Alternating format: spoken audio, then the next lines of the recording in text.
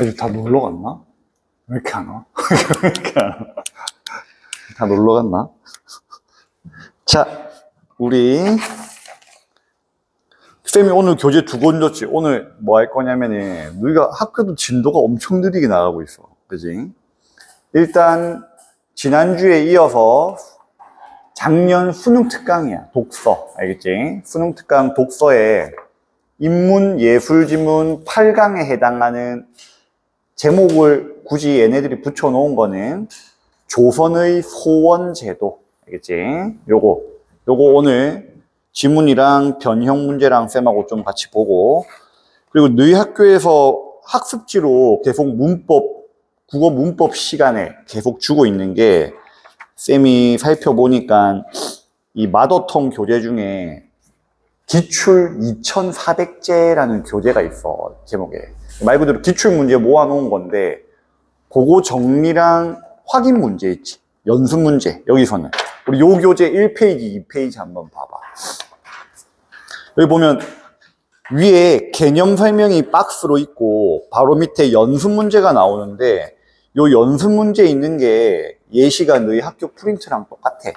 그리고 박스 안에 있는 문법 개념의 예시 문장도 완전 똑같아.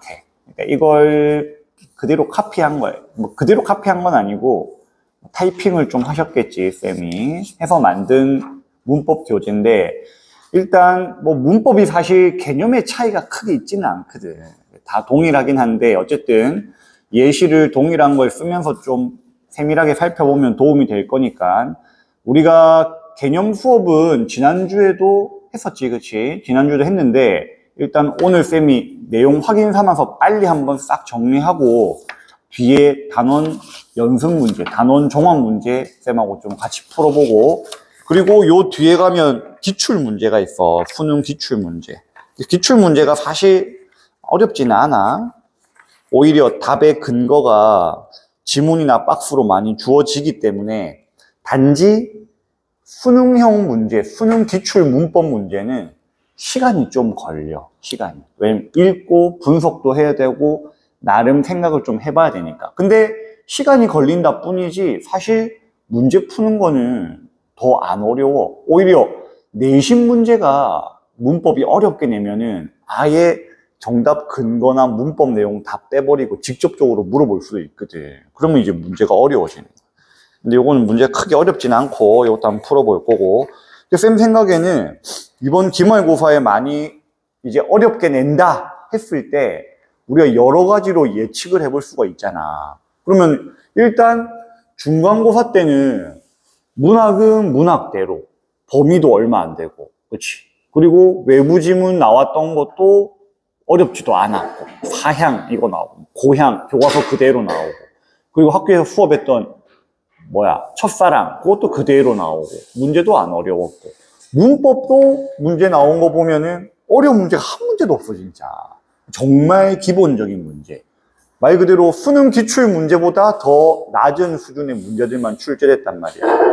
그리고 독서 같은 경우도 학교 시험 범위로 공지한 건 3개 지문이었는데 딱 2개 지문이 지문도 그대로 나왔어. 문제도 내용 일치 문제 살짝 변형해가지고 어렵지 않게 나왔거든. 그러니까 중간고사 때는 모든 영역이 다 쉽게 나온 거야. 그래서 100점도 많이 나오고 한두 개 틀린 학생도 많고, 쌤이 대충 전교 등수 추적해서 대충 맞춰보니까 1등급 컷이 한 개가 1등급 컷이야. 2개 틀리면 2등급 되고 이래. 그러니까 이 중간고사 시험 점수가 크게 의미가 없는 거야, 지금. 원점수가. 예를 들어 어떤 애가 100점 받았어. 어떤 애가 97점 받았어. 근데 기말고사가 만약 엄청 어렵게 나와가지고 100점 받은 애가 85점 받고 97점 받은 애가 90점 받았어. 그럼 얘가 더 잘한 거지. 원점수 합산이란 말이야. 무슨 말인지 알겠지? 그리고 나서 원점수 합산해서 전교 등수를 다시 내는 거야, 이거를. 그러면은 상위 4%까지 딱 1등급, 11%까지 2등급, 23%까지 3등급 해서 딱딱딱 끊어지고 끝나버리는 거야, 이게. 무슨 말인지 이해가지. 그래서, 자, 다시, 그러면은 기말고사를 과연 어떻게 어렵게 낼 것인가? 학교쌤도 어렵게 낸다고 했다며. 그러면 이제 우리가 다양한 방향으로 예측을 해봐야 되는데, 제일 좋은 거는 쌤은 너희 학교 수업을 못 듣잖아. 그치? 학교 쌤하고 만날 수도 없잖아, 너희 학교 쌤하고도.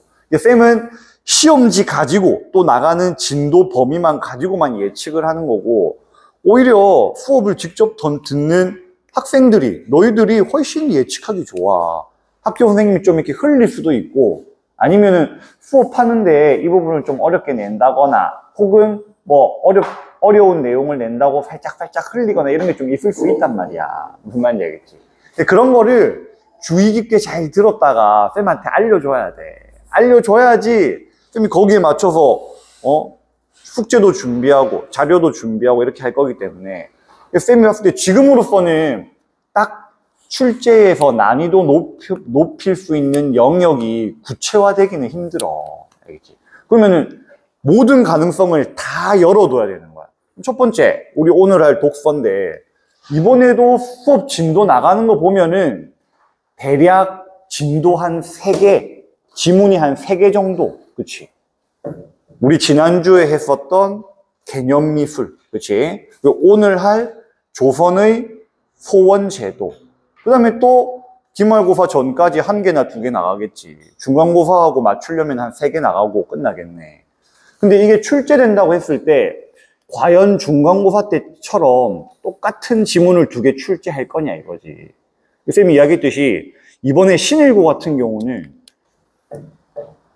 시험 범위로 공지하고 학교 수업 시간에 수업했던 지문이 딱 2개였는데 완전 다른 지문이 나왔어. 소재만 같은 거. 그럼 그래도 난이도는 확 올라간단 말이야. 특히 독서, 비문학 독서에 약한 학생들한테는. 그럼 이번 개성고 1학기 기말고사에서도 간접 연계, 다시 말해서 이 지문이 그대로 나오는 게 아니라 다른 지문이 나올 수도 있는 거야. 물론 인문예술 범위 안에서 나오겠지, 양심껏. 소재나 영역은 일치할 가능성이 높고 다른 지문이 나올 수도 있단 말이야. 그러면 얘가 이거 달달달달달 뭐 사탐 공부하듯이 이거 암기해가지고 암기 과목으로 접근할 게 아니라 약간 독서에 대한 실력이 밑바탕이 돼야 되고, 사실 근데 우리가 뭐 남은 한 달의 기말고사 준비 기간에 뭐 딴 거 할 것도 많은데 막 독서 지문 여러 개 막 풀면서 하기는 힘들잖아. 그래서 쌤이 최대한 유사한 소재, 알겠지? 동일 소재의 유사한 지문들 좀 찍는 거지, 예상으로. 찍어서 좀 풀어보고 그 정도까지. 대신에 이게 그대로 나올 가능성도 배제할 수는 없잖아. 그래서 요 범위에 해당하는 딱 3개 지문은 3개일 가능성이 높은데 3개가 되는 지문은 그래도 암기 과목처럼 제대로 공부는 해놔야 돼. 근데 그래봤자 이게 뭐 난이도 높은 뭐 경제나 과학 지문도 아니고 내용 구조도 단순하고 여기서 딱 핵심적으로 공부해야 될 부분 몇 개 없잖아. 그치? 그렇게만 딱 공부해도 돼. 알겠지? 그리고 두 번째, 우리가 난이도 높인다고 했을 때 예상할 수 있는 가장 쉬운 게 문법이야. 출제자 입장에서도 난이도를 제일 높이기 쉬운 게 뭐냐면은 문법 문제 어려운 거 쭉 골라가지고 예시만 살짝 바꿔서 내면은 애들 우르르 틀린단 말이야. 근데 사실 역대 한 5, 6년간 쌤이 계속 개성고를 하고 있지만은 문법이 그렇게 어렵게 나온 적은 없어, 상대적으로. 개성고는 사실 이때까지 계속 어렵게 낸 영역은 문학이었어, 문학. 문학을 선지들을 상당히 까다롭게, 말 그대로 헷갈리게 많이 내는 거야. 그러면은 문법이 어려운 가능성도 열어두되 동시에 문학이 어렵게 나올 가능성, 이것도 열어둬야 된다는 거지. 그러면은 일단 근데 지금 너희 문학 수업이 작품을 막 많이 추가하면서 지금 하고 있지는 않잖아. 좀 똑같아, 중간고사랑. 그래서 범위에 해당하는 문학 작품은 몇 개가 안 될 것 같은데, 그러면은 간접 연계되는, 미리 공지하지 않고 학교 수업에 다루지 않은 문학 작품들이 어려운 게 포함이 되면서 문제나 선지들도 까다롭게 구성될 가능성이 높단 말이야. 무슨 말인지 알겠지? 그래서 우리는 기말고사가 어렵다는 걸로 가정을 딱 하고 예상을 하고 또 그게 거의 맞을 거고, 또 그래야 너희들 유리해. 사실 기말고사가 중간고사처럼 이렇게 쉽게 나와봐봐. 또 막 한 100점이 막, 몇십 명 되고 막, 한 개 틀린 애들 몇십 명 되고 이러면은 내가 90점 중반, 90점 넘었는데도 막 등급이 3등급, 4등급 이렇게 될 수 있단 말이야. 그러니까 어렵게 나오기를 오히려 바라야 되고 아마 그럴 가능성이 아주 높을 거고 그런 어려운 시험에 대비해서 어려운 문제들을 많이 풀 거야, 우리는. 무슨 말인지 알겠지? 그래서 지금 범위가 거의 확정되는 건 너희가 범위가 통지되는 거야 한 2주 전에 나오지만은 그래도 학교 진도 얼추 맞춰보면은 한 달 전에는 그래도 한 다음 주나 늦어도 다다음 주 되면은 범위가 확정은 될 거란 말이지, 대략. 어려운 문제들, 알겠지? 좀 난도 높은 문제들. 특히 문법이나 독서나 문학 전부 다, 알겠지? 쌤이 일단은 그걸 중간고사 같은 경우도 고난도 문제를 우리가 많이 했거든. 막판에 한 2주 남기고 어려운 문제 많이 봤어. 근데 이번에는 조금 더 빨리, 알겠지? 그렇게 한다 생각하면 돼. 자, 일단 오늘 수업할 거는 아까 쌤이 이야기했듯이 지금 진도 나가고 있는 부분에서 너 이거 학교에서 다 수업했지? 아까 한 반도 있고 안 한 반도 있겠다, 그지? 요게 작년 수능 특강에 나왔던 조선의 수능 특강의 독서, 이거 똑같이 인문 예술 지문이야. 우리가 지난주에 했던 거는 인문 예술 지문 중에서 예술에 해당하는 거고 얘는 인문 지문으로 보면 돼, 알겠지? 인문 예술 영역에 들어가는 건데 근데 사실 애매하게 포함시켜 보면은 사실 사회 지문에 가깝기도 해, 이게, 알겠지? 근데 어쨌든 교재, 작년 고3 수능 특강 교재 안에서는 이게 인문 예술 영역 안에 있던 거야.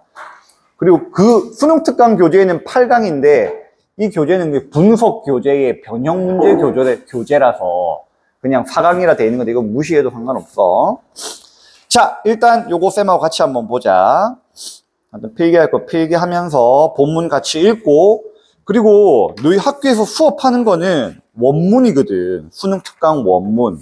그걸 쌤이 페이지 뒷부분에 넣어놨어. 저기 9페이지. 9페이지부터는 이게 작년 수능 특강 원본이고 아마 학교에서 이걸 프린트로 주고 이것도 학교에서 수업할 거고 학교에서 수업 다루는 문제도 요 문제 그대로 다룰 거야. 요 1번부터 4번까지. 요거는 그냥 뭐 각자 풀어보고 학교에서도 어차피 풀 거니까 하면 되고 쌤하고 보는 거는 지문은 동일하고 문제는 다른 변형 문제 같이 한번 보자. 자, 그럼 내용 잘 보면서 뭐 어려운 내용은 아니긴 한데 글 전체 구조랑 그 다음에 핵심어랑 키워드 이거 잘 체크하고 그 다음에 어휘의 사전적 정의 이런 거 어원까지 잘 체크해 놓고 자 그리고 또 봐봐 너희가 기출문제 좀 풀어본 사람은 알겠지만은 45문제 시험지가 딱 나왔을 때 국어 모의고사나 수능이 나왔을 때 문학 지문과 독서 지문을 직관적으로 구별할 수 있는 딱 첫 번째가 뭐냐? 제목이 있냐 없냐란 말이야. 독서 지문 같은 경우는 시험지를 모의고사나 수능 시험지를 받았을 때 제목이 따로 없어요. 그치? 없어. 그냥 본문만 쭉 나와 있단 말이야. 그리고 문제 딱딱딱 나오고, 그치? 근데 사실 이 글들이 출제자들이 창작한 글은 아니야. 보통 일반적으로 뭐 사설이라거나 아니면 논문이라거나 뭐 칼럼, 뭐 실제 책에서도 떼오는 경우도 있어. 이런 부분에서 부분 발췌하거나 아니면 딱 그 부분을 그대로 발췌해서 독서 지문으로 사용하는 거거든.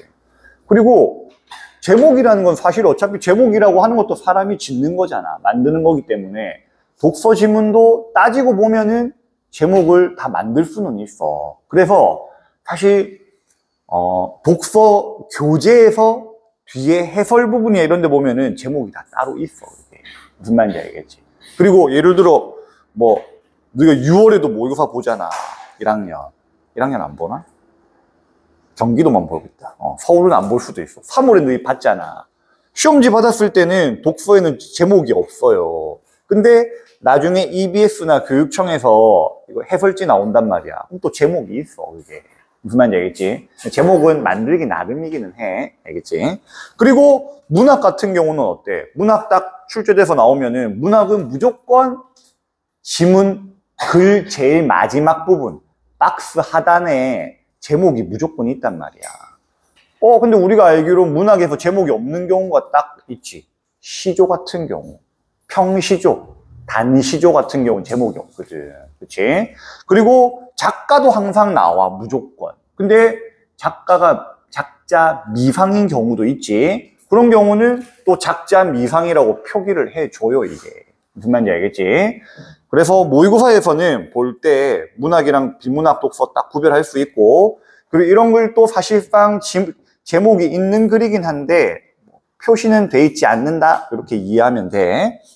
그래서 우리가 지금 볼 거는 분석 교재니까 제목을 위에 친절하게 준 거고, 뒤에 가서 저기 어디 갔어? EBS 원본에 해당하는 9페이지 봐봐. 9페이지 보면은 제목 없잖아. 그치? 수능이나 모의고사는 이런 식으로 나온다고. 알겠지? 자, 그리고 쌤하고 본문 한번 같이 보자. 자, 제목부터 먼저 살펴보자. 조선의 소원제도에서 나오는데, 자, 소원이라는 단어를 동그라미 봐. 소원, 동그라미. 이것도 정의는 해놔. 소원은 억울함에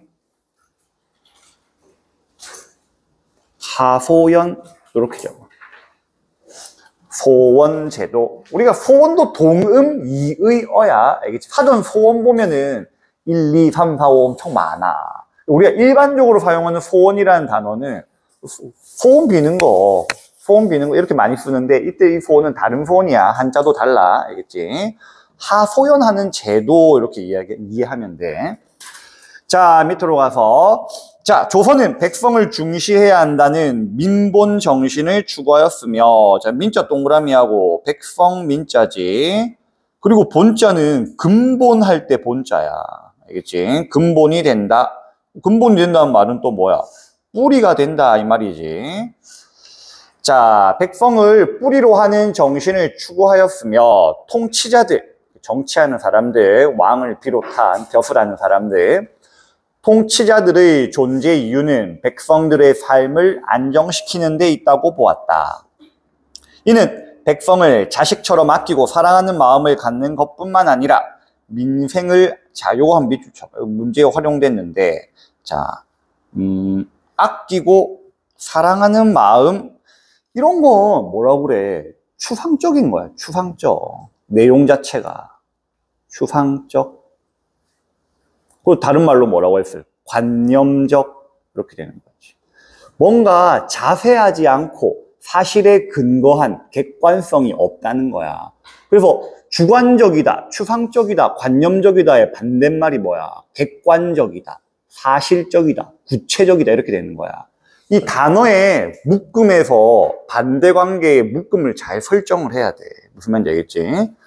자, 그것뿐만 아니라, 그리고 오른쪽에 반대가 나오잖아. 민생을 안정시킬 수 있는 요동 밑줄 치고, 구체적인 제도, 여기서 구체적 동그라미하고, 요 대조되는 게 뭐라고?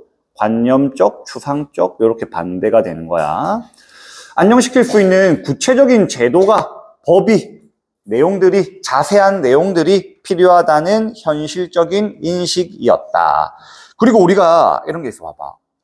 문제의 선지에 이렇게 나올 수도 있잖아. 다음 중 옳은 것을 찾으시오. 이러면서 구체적인 내용을 제시하여 독자의 이해를 돕고 있다. 이랬어. 그럼 잘 봐봐. 이 구체적이라는 단어, 어휘, 이 표현 자체도 사실은 추상적인 거야. 객관적이라는 말은 딱 이거야. 1번부터 11번까지 다 이런 건 아주 객관적인 거야. 그치? 구체적인 거고. 근데 대충 1번부터 여러 개 이래버리면은 범위가 딱 설정이 안 되잖아. 이러면 추상적인 거란 말이야. 구체적이라는 단어 자체도 어휘적인 측면에서 봤을 때는 추상적인 건데, 대신에 우리가 그럼 판단할 때 어떻게 판단해야 되느냐? 요걸 대신 쓸 수 있는 단어가 사전적 정의가 자세하다야. 알겠지? 자세함. 그럼 쌤이 방금 이야기한 선지, 다음 중 위 글에 대한 설명에 대해서 옳은 것을 찾으시오 했을 때 구체적인 예시를, 예시 빼자. 앞에는 예시를 안 했으니까. 구체적인 내용을 제시하여 독자의 이해를 돕고 있다 이러면은 위에 지문에서 우리가 확인할 게 뭐냐? 내용을 자세하게 이야기했냐 이거야. 무슨 말인지 알겠지? 그렇게 판단을 하면 된다. 알겠지? 자, 구체적인 제도가 필요하다는 현실적인 인식이었다. 그 제도가 자세하게 있어야 된다고, 여러 개가. 그냥 이런 거, 백성을 위하는 제도를 만들자. 이 제도 백성을 위하는 거야. 이렇게 끝나는 게 아니라 구체적으로, 다시 말해서 자세하게 A라는 제도, B라는 제도, C라는 제도가 자세하게 있어야 된단 말이야. 알겠지? 자, 관료의 자질, 벼슬하는 사람, 관료의 자질 및 의무를 강조하는 것과 관료의 비행, 우리 비행 청소년 하잖아. 그렇지? 그릇된 행동을 비행이라 그래. 그게 비자가 아니 비자 아니야. 그렇지? 옳지 않은 행동. 비행을 감독하고 규찰하는 감사의 기능을 강화한 것은 모두 이러한 민본 정신, 백성을 근본으로 생각하는 정신의 구현이었다. 또한 조선의 왕권의 기반이 민심에 있으며 왕의 권력에 기반이 되는 거, 바탕이 되는 게 백성의 마음에 있대. 그치? 민심에 있으며 민심을 천심으로 하늘의 백성들의 마음을 마음심자지 하늘의 마음으로 받아들여야 한다는 통치 이념을 바탕으로 민의 뜻의야 백성들의 뜻을 백성들의 생각을 수용하기 위한 제도를 마련하였고 그중 하나가 백성들의 억울한 사안을 접수하여 해결해주는 소원제도였다. 그래서 소원제도의 정의가 뭐라고? 백성들의 억울한 사안을 접수하여 해결해주는 제도. 체크해놓고 그 다음에 또 밑으로 가서 쌤이 쭉 전체 읽고 핵심어만 또 따로 정리를 해줄게. 자, 조선의 소원제도는 여러 절차를 통해 운영되었다. 어떠한 사안이 발생하면 민원인은 자, 여기서 민원인은 너희 왜 주민센터나 구청 가봐. 민원 받아주는 사람이 있지. 민원인이야, 알겠지? 말 그대로 소원을 접수하는 사람, 이렇게 되는. 민원을 접수하는 사람 생각하면 돼. 민원인은 법에 규정된 단계를 거쳐야 했는데, 여기서 민원인은 민원을 내는 사람이야. 가장 먼저 할 수 있는 일은 해당 고을의 수령에게 정소하는 것이었다. 첫 번째 동그라미. 이런 거는 너희 독서 읽을 때 하나의 팁인데, 숫자 같은 걸 잘 표시해봐봐. 눈에 띄는 게 확 다르거든. 그렇지? 물론 이거는 뭐 해석집이니까, 분석집이니까 이런 거에 따로 있지만 이런 거 없잖아. 그럼 예를 들어서 어떤 내용을 열거하거나 나열해.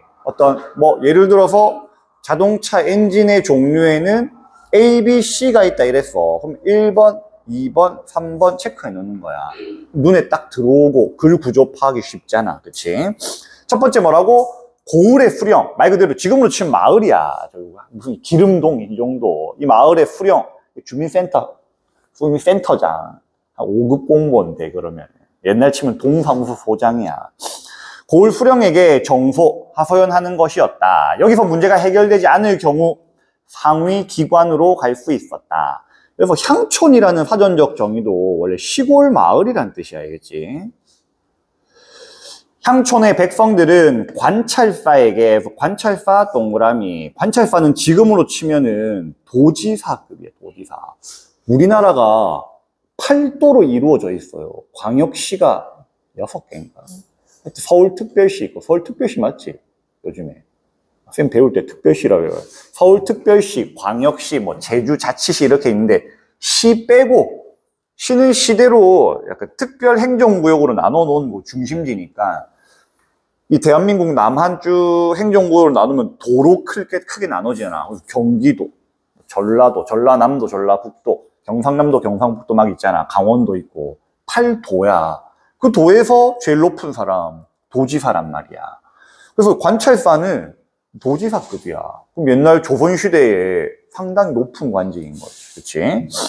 향촌의 백성들은 관찰사에게 의송을 올려. 오른쪽에 의송 동그라미 해놓고 2페이지 하단에 의송의 사전적 정의 있지. 이것도 마찬가지 민원을 올린 거야. 제가 이런 억울한 일을 당했는데 이거 풀어주세요 이거야. 의송을 올려 억울함을 호소할 수 있었다. 이게 뭐라고? 관찰사 위에다가 2번, 그 다음에 수령 위에다가 1번. 자, 그 다음에 의송을 받은 관찰사는 이를 직접 조사해서 처리하지 않고 지방 수령에게 다시 옮긴 거야. 이동할 때 이자야. 이관시켜서 조사할 것을 명하였다. 이게 뭐랑 조금 사실 지금 제도는 이런 제도는 없어. 왜냐면은 전산화가 많이 돼 있기 때문에 이거보다 더 발달된 건데, 이건 뭐하고 조금 비교해서 생각해보면 이해가 더 되냐면은, 지금 우리나라 사법제도 항소심 있지. 쌤도 뭐 재판을 받아본 적은 없는데 1심, 2심, 3심 제도가 있잖아. 그치? 재판을 했어. 근데 내가 이 재판이 너무 억울해. 이 재판을 내가 재판의 결과를 내가 받아들일 수 없는 거야. 그럼 뭐야? 항소를 하잖아. 그러면 다음 기관으로 넘어가는 거야. 2차로, 그 2심으로 가잖아. 2심도 내가 받아들일 수 없어. 그럼 대법원 3심까지 간단 말이지. 근데 이거는 사법부는 아니지만 하소연을 하는 데 있어서 처음 기관, 제1차로 할 수 있는 마을 수령, 말 그대로 고을의 수령한테 내가 하소연, 정소를 했는데 이게 안 받아들여졌어. 그러면은 2차로 관찰사한테 의송을 올릴 수 있었다는 거지. 무슨 말인지. 예를 들어서 요 기름동의 주민센터에 가가지고 내가 이런 억울한 일 당했는데 하면서 뭘 냈어. 근데 이게 뭘 억울해 하고 그냥 빠꾸 당했어 이렇게. 그래갖고 일이 해결이 안 된 거야. 억울해. 그럼 뭐야? 여기 서울시장한테 가서 내는 거야. 서울시청에. 근데 서울시청이 바로 들어주나? 아니라고. 직접 처리 안 하고 다시 지방 수령한테, 얘한테 이관시킨 거야. 그치? 다시 서울시장이 기름동 주민센터에다가 보낸 거야. 야, 너 이거 제대로 안 들었다고 우리한테 여기 올라왔는데 이거 다시 한번 봐봐 하고 보내는 거야. 근데 이런 경우에 얘가 나쁜 놈일 수도 있잖아. 그래서 뭐라고? 자, 이때 담당 사건 관리인 수명관, 자, 여기서 명을 받은 관리다 이렇게 이해하면 되겠지. 수명관, 받을 숫자를 써서. 자, 이때 사건을 담당할 관리인 수명관을 지정하였는데, 수명관은 1차 단계의 수령일 수도 있고 판결의 공정성을 확보하기 위해 인근 고을, 이 기름동이 아니라 성북동 있나? 성북동 이런 데 주는 거야. 야, 기름동 주민센터장이 제대로 이거 뭐 억울하지 않은 일이라고 처리했는데, 야, 서울시에 이거 시장이 나한테 이거 보내왔거든. 네가 한번 살펴봐봐. 거기 보내는 거야. 알겠지? 자, 있었고 판결의 공정성을 위해 인근 고을에 다른 수령으로 교체되기도 하였다. 정소를 한 백성은 처분이 적힌 의송을 첨부하여, 자, 정소는 1단계였지. 다시 1번 줬고, 의송은 2단계 관찰사, 지금의 도지사한테 보내는 거였어. 그거 다시 첨부하는 거야. 수명관에게 다시 정소하였고, 수명관은 그 결과를 상위 기관에 보고하였다. 이렇게 향촌에서 여러 단계를 거치면서도 문제가 해결되지 않으면 사건을 중앙기관인, 정부가 되는 거지. 중앙기관인 사헌부의 사헌부 동그라미하고 요게 3번이 되겠네. 사헌부에 고하였고, 여기서도 해결되지 않은 경우 마지막으로 왕에게 직접 동그라미 호소하였다. 이러한 소원의 절차는 성별과 신분에 관계없이 누구에게나 보장되어 있었다. 자, 이 오른쪽에 여기 잘 정리가 되어 있어. 쌤이 지난주에도 이야기했잖아. 독서지문과 얘는 그냥 분석집이라서 이런 게 잘 돼 있는 거야. 친절하게. 근데 뒤에 있는 학교 프린트나 혹은 모의고사 시험지나 여기 수능 특강에 출제된 9페이지 보면은 원문만 딱 나와 있잖아. 이 글만 보고서 요런 구조를 얘보다 더 단순하게 해도 돼. 쌤이 주로 얘는 뭐 박스까지 치고 이걸 시간이 우리 어디 있어, 글 읽을 때. 그냥 요런 식으로 하는 거예요, 요런 식으로. 1번, 조선의 소원 제도의 단계가 있었는데 1번부터 2번 쭉 해서 5단계로 있었다. 이렇게를 키워드만 딱딱딱딱딱 넣는 거야. 알겠지? 그럼 여기서 키워드 넣으면은, 자, 고을, 수령에게, 정소, 동그라미. 요 세 개는 고을, 수령, 정소 같이 있어야겠네. 요게 1단계라고. 알겠지? 그리고 2단계는 뭐라고? 여기서 안 받아들여져 있어. 그러면은 2단계가 관찰사에게 의성을 올리는 거야. 자, 이걸 관찰사가 다시 고을, 수령에게 보내지. 이게 3단계야. 그치? 의성을 첨부해서 이 수명관은 2명이 될 수 있지. A가 될 수도 있고 B가 될 수도 있지. A는 뭐야? 1단계에서 정소 받았던 수령.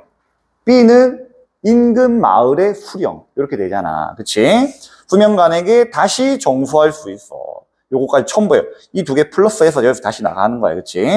그 다음에 4단계는 여기도 안 받아들여져. 그럼 중앙기관인 사헌부에다가 다시 올리는 거야. 그리고 마지막으로 여기서도 안 받아들여져.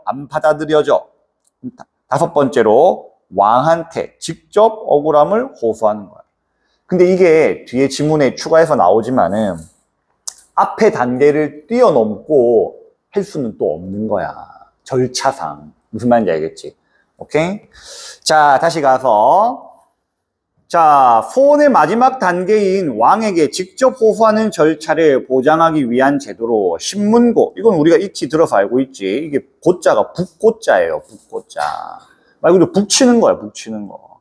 신문고 제도가 있었다. 신문고는 송나라 때 처음 시행했던 제도로 조선은 이를 모방하여 대궐 밖에 큰 북을 매달아 두고 억울한 일을 당한 백성이 북을 쳐서 왕이 그 소리를 직접 들을 수 있게 하였다.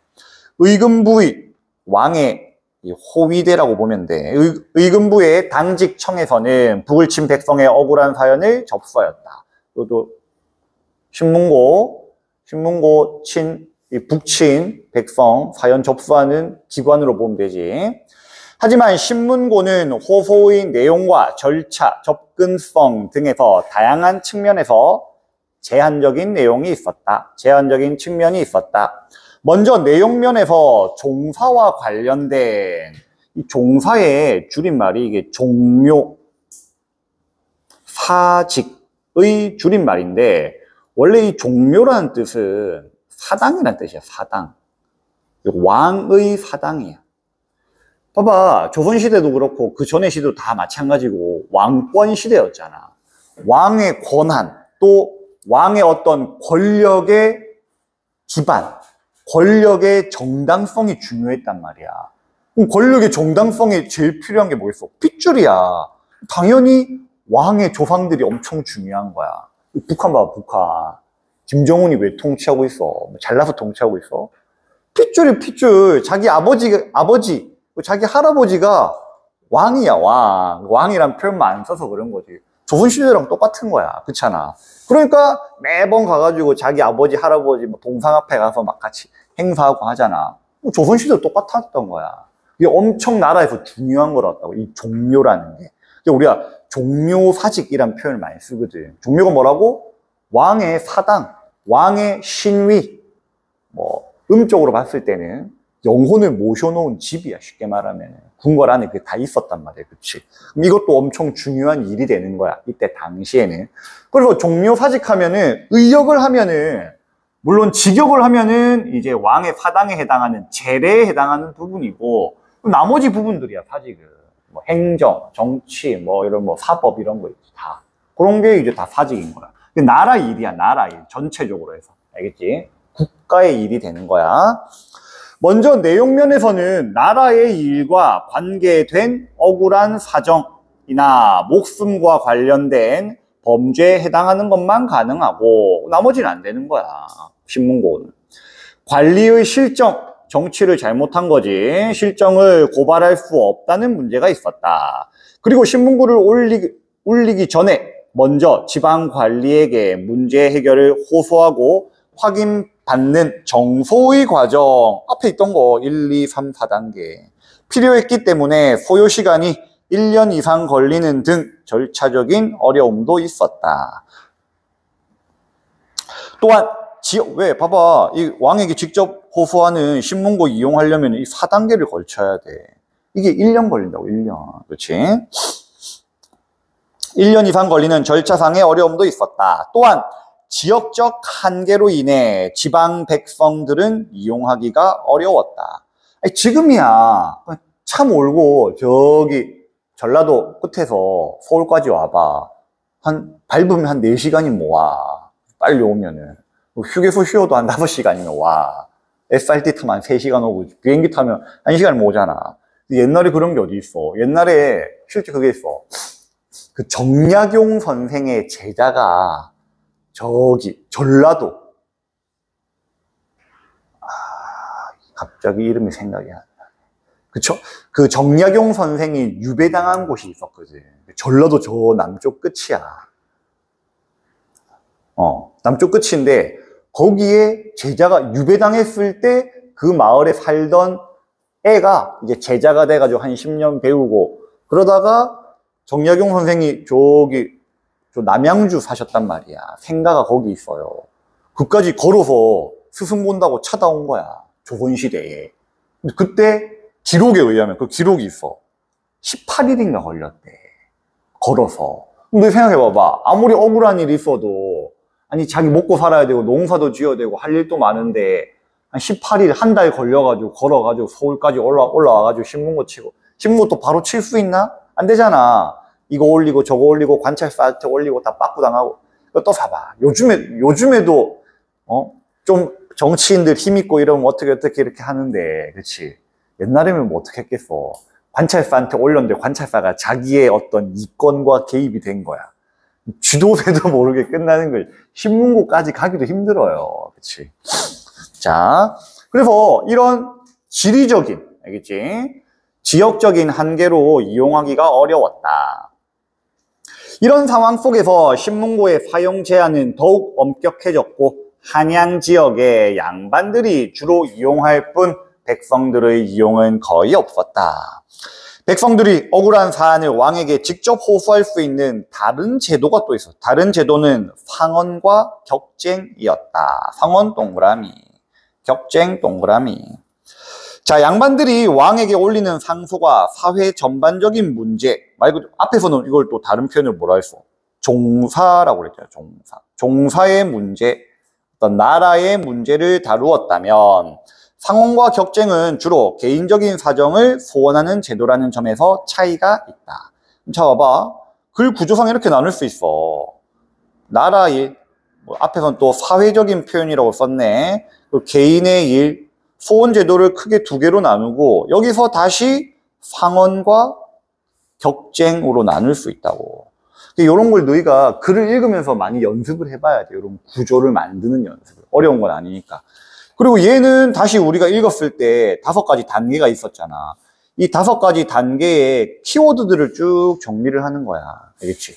고을, 수령, 정소, 관찰사, 의송, 그 다음에 의송, 첨부, 정소. 이렇게 되잖아. 그치? 이런 키워드들 해봤자 단어 몇 개 안 돼요. 딱딱딱. 요렇게. 자, 그 다음 밑으로 다시 가서 상언과 격쟁은 주로 개인적인 사정을 소원하는 점에서 제도란 점에서 차이가 있었다. 상언은 백성이 왕에게 글을 올려서 문제를 해결을 호소하는 것으로 그래서 글 동그라미. 격쟁과의 차이이기도 해. 규정에 따르면 상언을 하고자 하는 사람은 왕의 행차길에 기다리고 있다가 상언 별감에게 상언을 따로 받는 직책의 사람이라고 보면 돼. 관리라고 보면 돼. 상언 별감이 왕의 행차길에 옆에 따라가는 거야. 이렇게. 그 사람이 이거 받는 거야. 상언 별감에게 미리 작성한 글을 제출하였다. 승정원은, 이것도 비서실이라고 보면 돼. 승정원은 이를 왕에게 보고한 후 그 내용에 따라 담당 관청으로 또 이관시키는 거야. 이관하여 사건을 조사하고 결과를 왕에게 보고하였다. 상언은 친제, 자, 친제 동그라미하고 친정, 한내, 현신의 3가지 원칙을 반드시 지켜야 했다. 뭐라고? 상언의 3가지 원칙. 친제, 친정, 한내, 현신. 그럼 이런 것도 봐봐. 우리가 이런 도표 하나에다 정리도 할 수 있는 게 상언의 원칙 3가지도 여기서 정리가 되는 거야. 키워드는 그냥 글이잖아. 그치? 내용은 최대한 담으면서 요약할 수 있는 게 제일 좋아. 알겠지? 한눈에 딱 들어오고 이걸 외우면 되니까. 자, 친제는 상원 당사자가 직접 문서를 작성해야 하는 것이고, 이건 포인트가 뭐야? 직접 작성이야. 친정은 상원 당사자가 직접 제출해야 되는 거야. 대리 작성, 대리 제출 안 된다고. 그치? 그리고 한내 현시는 3일 이내에 상원을 한 당사자가 관청으로 나가 친제와 친정 여부를 확인하는 것이 제가 했습니다. 왕한테 그때 왕 지나가실 때 이틀 전에 왕 지나가실 때 제가 이거 직접 적고 직접 내서 했습니다 라는 거를 그 관청에 가가지고 확인을 받아야 되는 거야. 그치? 자, 관청으로 가서 친제와 친정 여부를 확인하는 것이었다. 이 원칙들은 상원의 남발을 방지하기 위한 장치로, 이게 예를 들어서 너무 쉬워봐. 막 써주고, 막 그럼 백성들이 와가지고 이거 써주세요, 저거 써주세요, 막 하고, 막 왕 행차 갈 때는 왕 행차를 못해. 그럴 거 아니야. 남발을 막으려고. 방지하기 위한 장치로 하나의 원칙이라도 어길 경우 상원이 받아들여지지 않고 즉시 무효화되었다. 상원은 한문으로 작성해야 했기 때문에 한문에 능숙하지 못한 백성들은 작성에 한계가 있었다. 따라서 상원은 주로 양반과 중인에 의해 이루어졌다. 중인 중에서 긁지 않은 중인도 많았으니까. 한편 문자에 익숙하지 못했던 백성들은 상원보다는 격쟁 동그라미 더욱 선호하였다. 격쟁은 징을 친다라는 뜻으로 문자가 아닌 여기 포인트 말 동그라미 말로써 왕에게 호소하는 방식이었다. 백성들은 궁궐에 난입하거나 왕의 행차를 가로막고 징이나 꽹과리를 쳐서 이목, 귀와 눈을 집중시킨 다음 억울한 사정을 왕에게 호소하였다. 이런 이유 때문에 격쟁을 사용한 백성들은 왕의 행차를 소란스럽게 했다는 죄목으로 잡혀가 먼저 처벌을 받은 후, 이것도 웃기지? 이것도 어떻게 보면 한편으로는 여기 글에는 없지만 남발을 막기 위한 거지. 각오하고 하는 거야. 그러니까 왕의 행차를 방해해서 시끄럽고 요란스럽게 했어. 이게 또 죄야. 끌려가서 뭐 예를 들어서 태형 한 2대, 3대 맞을 수도 있을 거 아니야. 또 엄청 엄버리고 무거운 거고 힘든 건데 그거 감수하고서라도 하는 거야. 쓸데없는 거 하지 말라고. 호소할 수 있었다. 하지만 말로써 억울함을 호소할 수 있어서 절차적으로 간편하였기 때문에 하층민들이 선호하였다. 글을 모르니까. 또 신문고와 상언, 격쟁, 자 이렇게 세 가지로 우리 위에서 3개로 나눴잖아. 크게. 그렇지? 이렇게 나눴을 때 자, 이건 신문 마지막 거를 키워드로 하면은 신문고로 대표될 수 있겠네. 그렇지? 절차를 가지고 신문고. 그리고 상언 격쟁에서 총 3가지가 나오는 거야. 글 전체에. 알겠지? 왕에게 호소하는 소원 제도에서. 자, 그래서 신문고, 상언, 격쟁은 민의, 백성의 뜻을, 백성의 생각을 직접적으로 왕에게 전달하는 제도였지만 관리들의 반발을 사기도 하였고 일부 왕들에 의해서는 중단되기도 하였다. 왕도 왕위를 이어받다 보니까 자기 마음에 안 들어. 안 한 거야. 하지만 백성이 나라의 근본이라는 정신에 입각하여 백성들의 소리를 직접 듣고 그들과 소통하려 했던 노력이라는 점에서 그 의의를 찾을 수 있다. 자, 오른쪽에 정리된 거는 쌤이 다 이야기했던 거야. 여기 나오지. 상언의 특징, 격쟁의 특징에서 상언은 뭐라고? 포인트가 글이야, 글. 그치? 그리고 격쟁은 포인트가 말이야, 말. 말인데 뭐 하나 왕이 말을 빠졌네. 말로 한 거야, 말로. 근데 또 하나의 포인트가 꽹과리나 징을 쳤다고 그랬지. 이것도 체크해 놓고. 자, 절차적으로 간편했고 대신 요란하게 했던 제목으로 처벌도 받고 나서 이야기할 수 있었지. 한문으로 작성해야 돼서 이용층은 양반과 중인이고 하층민이라 봐야 되는데 여기서 주의해야 될 게 중인도 같이 백성으로 묶어서 봐. 알겠지? 그래서 백성이란 표현 말고 여기 있는 표현 그대로 해서 양반과 중인, 하층민 이렇게 가야 되고 백성이라는 표현의 범위가 상당히 넓어. 추상적이고 왕 빼고 다 백성이라고 해도 돼. 사실은. 알겠지? 그래서 이렇게 나눠놔. 자, 됐고 됐고, 우리 뒤로 넘어가서 쌤하고 읽을 때 집중 잘해서 해야 문제 바로 푸니까 꼼꼼 집중해서 잘 들어야 돼. 자, 3페이지부터 3페이지는 뭐 OX 문제 단답형이고 어려울 거 없고, 쌤 보니까 이 객관식 문제도 어려울 건 없어. 대부분 내용 일치 문제고, 3페이지부터 6페이지까지 서술형 5번 문제도 어려운 건 아니고 그냥 본문 첨부해서 그냥 쓰면 되는 거라서 한번 공부 삼아 써보고, 자, 한번 풀어보자. 푸는데 걸린 시간은 7분.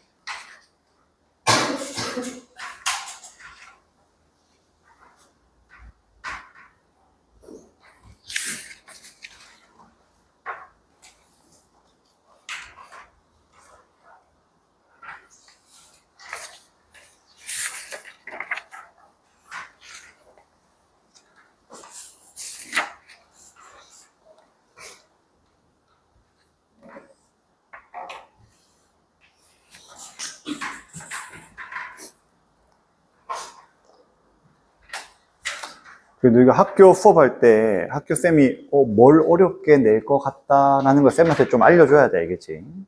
그래야 좀 더 효율적으로 준비할 수 있으니까. 안 그러면 우리 다 어렵게 준비해야 돼.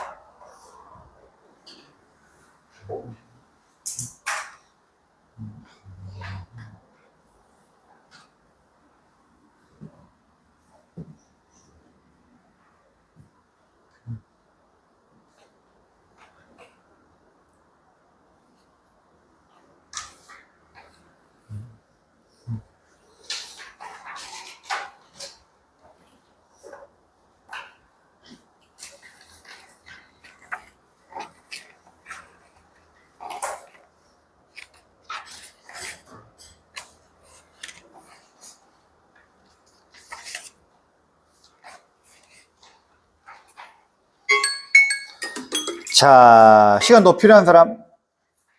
쌤 다 불러줄게. 채점해보자. 3페이지. 3페이지. X, X, O, X. 그 다음에 O, X, O. 8번에 사헌부. 9번에 한내, 현신. 10번에 격쟁. 밑에 하단에 답 있지? 이거 쌤이 X 돼 있는 것만 한번 같이 살펴보고. 4페이지 1번에 1번.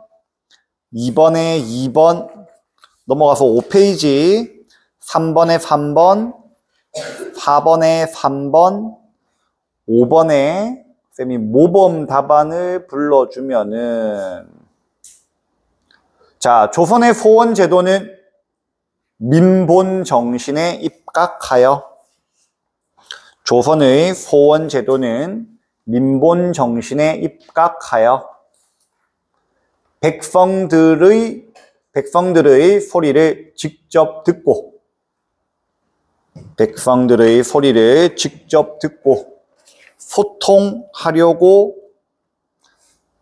했던 노력이라는 점에서 의의가 있다. 제일 마지막 문장이지, 그치? 글의 제일 마지막 문장이 답에 해당하는 거야. 조선의 소원 제도는 민본 정신에 입각하여 백성들의 소리를 직접 듣고 그들과 소통하려고 했던 점에서 의의가 있다. 물론 너희가 객관식 100%긴 하지만 그래도 문제 주는 거에서 서술형도 풀어봐야지 좀 공부가 돼. 자, 다 맞은 사람. 오케이, 별로 어려울 거 없지? 쌤하고 빠르게 한번 쭉 살펴보자. 자, 일단 OX 문제에서 O는 빼고 X만 한번 보자. 자, 페이지 3페이지. 자, 1번부터 조선의 민본 정신은 백성을 근본으로 생각하는 정신은 백성을 자식처럼 아끼고 사랑하는 마음 다 뭐야 이거 추상적인 거야. 여기만 그쳤어? 아니지. 구체적인 내용까지 만들었잖아. 그치? 구체적인 실행 방안을 만들었다는 거야. 제도를 운영했다는 거고. 자, 이번에 조선은 백성들의 삶을 안정시키기 위해서 강력한 왕권이 필요하다고 보고 왕권을 강화하기 위해 왕의 말을 하늘의 마음으로 아니지 민심을 천심으로 백성민자지 백성들의 마음을 하늘의 마음으로 이해했다. 받아들였다. 그 다음 4번에 어떠한 사안이 발생하면 민원을 내는 사람 소원을 하는 사람은 억울함을 호소하는 사람은 곧바로 관찰사에게 관찰사 할 수 있는 거 2단계잖아 2단계 그치 의송 관찰사 묶어서 2단계 곧바로 안 되고 1단계인 이거 외우라고 그랬지 고을 수령 정소라는 표현을 썼지 그럼 고을 수령한테 민원 내는 걸 정소 관찰사한테 민원 내는 걸 의송. 3단계는 뭐야? 관찰사가 고을 수령한테 다시, 그치? 재정소, 의송을 첨부한 정소. 이렇게 이해하면 되겠네. 자, 그 다음에 5번은 오니까 넘어가고, 저기 6번에 소원제도의 절차는 양반의 신분을 지닌 남성에게만 보장되었다. 아니지. 남녀노소 다 가능하다고. 남녀노소, 양반과 평민 다 가능한데 문제는 절차가 복잡하고 그 다음에 뭐야 그 지역적인 한계도 있고 이러한 저런 많은 이유들 때문에 거의 한양에 살고 있는 양반에게만 국한됐다 이랬지. 제도적으로 제한시키지는 않았지. 그래서 X. 자, 7번은 오고, 뭐 8번, 9번, 10번 됐고. 객관식 문제도 쉽지? 한번 그래도 살펴보자, 같이. 1번 문제. 자, 윗글의 내용으로 적절하지 않은 것은 답 1번이고, 관찰사는 백성들에게 의송을 받으면 직접 사안을 조사, 아니지. 받으면 어떻게 한다 했어? 고을 수령이나 그 지역 1차 단계에서 종소를 받았던 그 해당 고을의 수령이나 아니면 인근 고을 수령한테 이관시켰다 그랬잖아. 재정소시킨 거야. 의송을 시켜가지고. 그치? 그래서 X. 2번 문제. 기역과 니은에 대한 이해로 적절한 것은 했고, 자, 기역은 본문에서 한양 지역의 양반에 해당하고, 니은은 하층민에 해당하지. 자, 정답은 2번이고, 자, 한양 지역의 양반은 하층민보다 억울함을 호소하기 위해 왕의 행차길에 상엄별감에게 글을 전달하는 방식을 더 많이 사용했다. 자, 봐봐. 요건 뭐야? 상엄별감에게 글을 전달하는 글 포인트, 이게 뭐였어? 상언이었잖아. 얘하고 대조할 수 있는 게 격쟁이잖아. 그치? 그래서 이 한양 지역의 양반들은 상언을 주로 했고, 그 다음에 B에 해당하는 하층민들은 격쟁을 주로 했고. 맞네. 이거는 신문고하고 비교할 건 아니야. 그냥 이번에 텍스트가 요 내용이 그냥 O냐 X냐만 딱 생각하면 돼. 다른 거 막 넣지 말고, 복잡하게 생각하지 말고. 제 밑으로 가서 다음 페이지 3번 문제.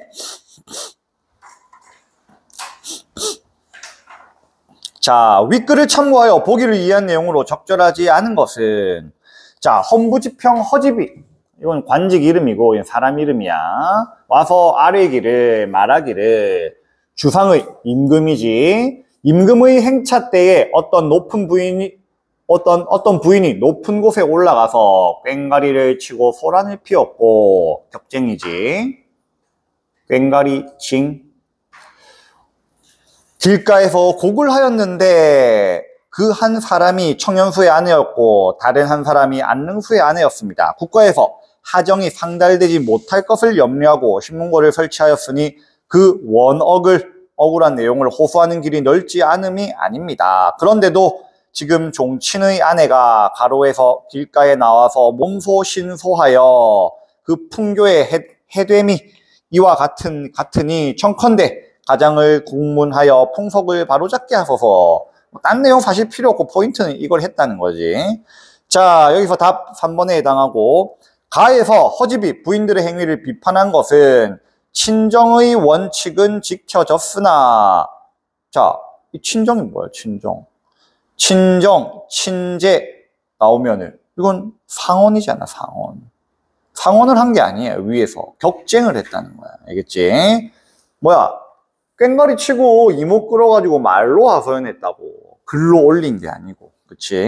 그래서 답은 옳지 않은 거 3번. 부인들의 행위는 친정도 아니고 친제도 없다. 상언이 아니다. 보면 되고. 4번 문제. 상언에 대한 설명으로 적절한 것은 했고 답 3번이고, 상언의 당사자가 직접 문서를 작성했더라도 타인을 통해서 제출하면 무효지. 세 가지 중에 하나라도 틀리면 무효라 그랬잖아. 그치? 그래서 직접 작성해도 하고 또 직접 제출해야 한다. 친정, 친제 다 지켜져야 한다. 이 내용이지. 그 다음에 5번 문제. 이거는 뭐 뒤에 거 문제는 그대로 보면 되고. 자, 그래서 요거 학교에서 아마 수업을 한 사람도 있고 안 한 사람도 있을 건데 9페이지, 10페이지 이 학교 학습지로 아마 나올 거야. 요것도 한번 풀어보고 그대로. 그 다음에 그 뒤에 보면 쌤이 또 다른 변형 문제도 넣어놨어. 똑같은 지문에. 요 교재 변형 문제는 수능 특강 문제에서 어휘만 조금 바뀐 거고, 뒤에 있는 문제는 약간 내신형 문제로 어렵지는 않은 문제들이야. 그래서 이것도 한번 쭉 숙제로 한번 풀어보면 돼. 클리닉에 시간 있는 사람 클리닉 때 풀고. 자, 우리 10분 쉬고